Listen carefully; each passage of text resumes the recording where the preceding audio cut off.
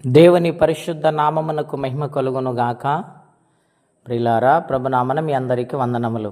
దేవుని వాక్యం ధ్యానిందాము. లోకాసు వార్త 7వ అధ్యాయము 40వ వచనం. అందుకు యేసు సీమోనుతో, నీతో ఒక మాట చెప్పవలనని అతనితో అనగా, అతడు బోధకుడా చెప్పమనెను. అప్పుడు యేసు, అప్పు ఇచ్చు ఒకనికి 2 రుణస్థులుండిరి. వారిలో ఒకడు 500 దేనారములను, మరి ఒకడు 50 దేనారములను అచ్చియుండిరి. ఆ అప్పు తీర్చుటకు వారి యొద్ద ఏమీ లేకపోయెను గనుక అతడు వారిద్దరిని క్షమించెను. కాబట్టి వీరిలో ఎవడు అతని ఎక్కువగా ప్రేమించనో చెప్పమని అడిగాను. అందుకు సీమోను, అతడెవనికి ఎక్కువ క్షమించునో వాడేను నాకు తోచుచున్నదని చెప్పగా, ఆయన, నీవు సరిగా యోచించితివని అతనితో చెప్పి ఆ స్త్రీ వైపు తిరిగి, సీమోను ఇట్లనను, ఈ స్త్రీని చూచుచున్నావే, నేను నీ ఇంట్లోనికి రాగా నీవు నా పాదములు నీళ్ళియలేదు గాని ఈమె తన కన్నీళ్లతో నా పాదములు తడిసి తన తల వెంట్రుకలతో తుడిచెను. నీవు నన్ను ముద్దు పెట్టుకోలేదు కానీ నేను లోపలికి వచ్చినప్పటి నుండి ఈమె నా పాదములను ముద్దు పెట్టుటకు మానలేదు. ప్రియమైన దేవుని బిడ్డలారా, పరిశుద్ధాత్మ దేవుడి ఉదయకాల సమయంలో మనందరితో మాట్లాడుచున్నారు.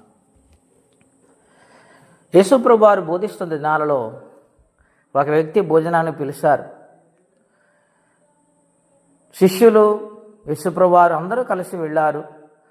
భోజనానికి ఏర్పాట్లు జరుగుతూ ఉండగా ఆ ఊరిలో పాపాత్ముల స్త్రీ యేసుప్రభు వారు అక్కడికి వచ్చారని తెలిసి ఆమె ఆయన యొద్దకు వచ్చింది. వచ్చి ఆయన పాదములు పట్టుకుని కన్నీళ్లతో కడుగుతూ ఉన్నది.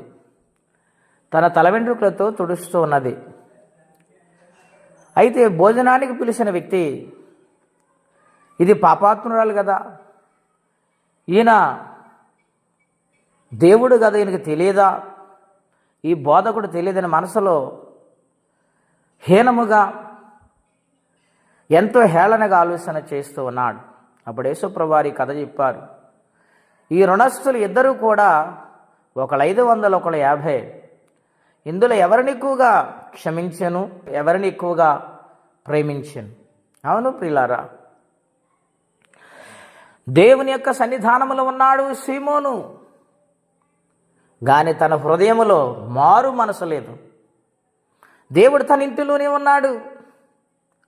దేవుని ఆహ్వానించాడు, దేవుడు వచ్చాడు. దేవునికి అతను ఎంత దూరముగా ఉన్నాడంటే ఆలోచనకు అందనంత దూరం వెళ్ళిపోయాడు. పైకి భక్తి గలవారై దాని శక్తిని ఎరిగి ఉండలేదు అతను. సిలువను గూర్చిన వార్త నశించి వానికి వెర్రితనమని వ్రాస్తుంది. ఈనాడు దేవుని బిడ్డలారా, అనేక మంది ప్రభుని ఆరాధిస్తున్నారు కానీ ఆయనకి దూరముగానే ఉంటూ ఉన్నారు. అది ఏమాత్రం మంచిది కాదు. దేవుడు ప్రేమతో చెప్పిన ఆ యొక్క కథను బట్టి అతను తెలుసుకోలేకపోయాడు. చివరికి మా పాపాత్ముల స్త్రీని దేవుడు క్షమించారు. పాపాత్ముల స్త్రీని దేవుడు ప్రేమించారు. కారణం, తన యొక్క పాపమును ఒప్పుకొని ఆమె విడిచిపెట్టి ప్రభుని కొనియాడుతూ ఉంది, తన కన్నీళ్లతో కడుగుతూ ఉన్నది. ప్రియమైన దేవుని బిడ్డలారా, మన మనస్సాక్షిని ఎల్లప్పుడూ పరిశీలన చేసుకుని మన దేవునికి దగ్గరగా ఉన్నామా, దేవునికి దూరంగా ఉన్నామా ఆలోచన చేస్తే దేవుని కార్యాలేంటో అర్థమవుతాయి. ఆయన ప్రేమ ఏంటో తెలుస్తుంది. ఆయన నిత్య జీవమేంటో మనకు అర్థమవుతుంది.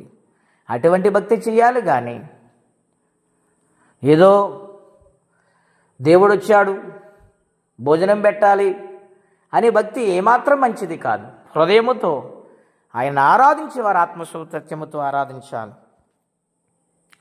ఆయనను పూజించేవారు అటువంటి వారు కావాలని ఆయన కోరుకుంటూ ఉన్నాడు.